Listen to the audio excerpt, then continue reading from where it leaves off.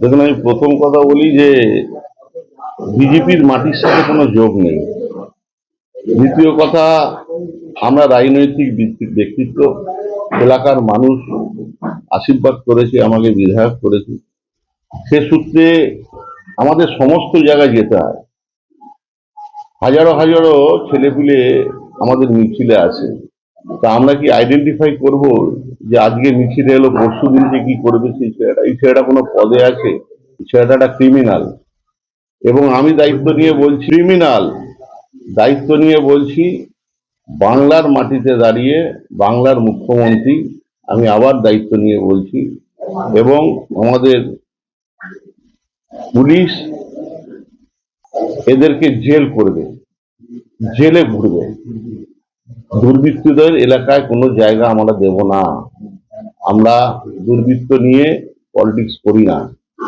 আমাদের ক্ষেত্রে, আমি সবাই জানেন, এই অঞ্চলের প্রত্যেকটা লোক, ছোট থেকে বড়, আমি মোটর বাইকে করে ঘুরে বেড়াই।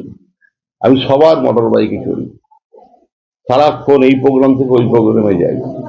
এইবার এই জায়গায় যদি কোনো দুর্বৃত্ত, আমি তো সেখানে আইডেন্টিফিকেশন করতে পারবো না। আমার তো সেই জায়গায়, আমি তো আর গণৎকার নই যে আজকে গলায় মালা পড়ালো, একটা সোশ্যাল ওয়ার্ক করতে গিয়ে আমি সেখানে উপস্থিত থাকলাম, 3 দিন পর সে গুলি চালাবে।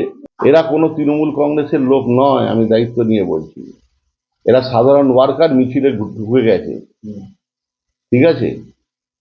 তাই ক্রিমিনালের জায়গা জেলে থাকবে, এলাকায় নয়। এই পশ্চিমবাংলার মাটি শান্তির জায়গা, এটা বাংলার মুখ্যমন্ত্রী মমতা বন্দ্যোপাধ্যায়ের জায়গা।